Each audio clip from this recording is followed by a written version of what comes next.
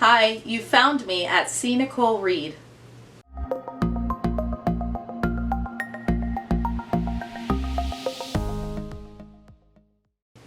This is going to be a quick status update on my progress in the Summer Fling Readathon.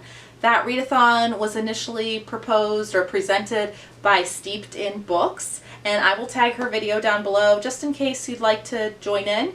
We're only 1 week into August, so you still have a good solid 3 weeks to try to see what you can fit in. There are some really fun and interesting categories. I have read I've completed 3 of the books that I selected out of the 12, and I'm about halfway through the 4th book. The first book I read was You Should See Me in a Crown by Leah Johnson.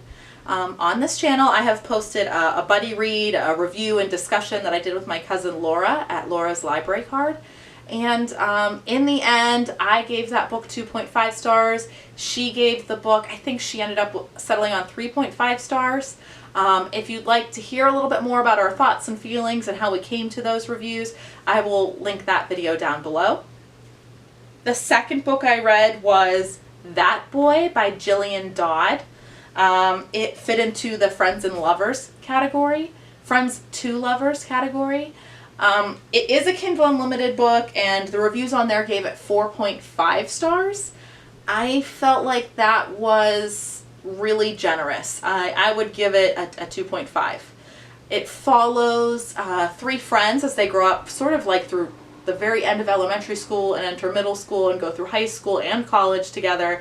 And it's 1 girl and 2 boys, and you can kind of see their romantic flirtations between the girl and both of the boys as they grow, and ultimately she does settle on one of the boys. I won't tell you which one, but I'm only going to give this book 2.5 stars because I really, throughout the whole book, I really didn't care who she ended up with, and when she ended up with who she ended up with, I just didn't feel the chemistry. I didn't see it. I didn't feel like, sometimes when I read romance I can really see and like kind of get swept up in the affection and the growing of their relationship and the attraction between the 2 characters, and I just didn't feel that in this book. I know it is part of a larger series. I probably will not go on and read any more of the series. It had been advertised to me for months on Facebook. It was one of the books that was continuously popped up to advertise, so it's been on my TBR for a good bit of this year, and I kind of feel let down. I thought I was going to love it and get into a whole new series and love all the characters, and that simply for me was just not the case. The third book I read was in the category romance square of the Summer Fling Challenge, and I settled on a Harlequin Romance. Now, this was the very first Harlequin Romance I've ever read, and to be honest, I only picked it because the title kind of made me laugh. It is called Conveniently Engaged to the Boss by Ellie Darkins. I'm going to tell you right off the bat, I'm only giving this book 2 stars. I did not care for it. I did not feel any kind of attraction between the 2 main characters. The male main character, his father, is like the head boss. He's dying. He's terminally ill. They didn't seem to care that that was happening. I didn't really seem to care that that was happening.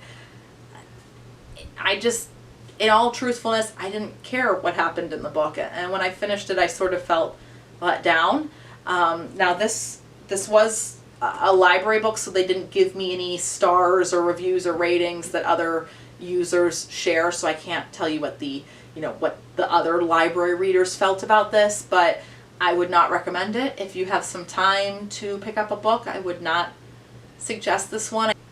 I am about halfway through Virgin River. That will fit in the small town category of the Summer Fling Readathon, and so far I'm really liking that one. I'm hoping by the end I can come back and tell you that it was really good, but I do have a little bit of prior knowledge about Virgin River because I have seen season 1 on Netflix, and I did like it well enough, and I'm excited that there's 2 more seasons coming out, so I'm hoping that I will like the book also, and I can come back and give you guys a positive review, and maybe you'll want to check it out. It is also available on Kindle Unlimited, and I believe that it has 4.5 stars. Yes, it has 4.5 stars.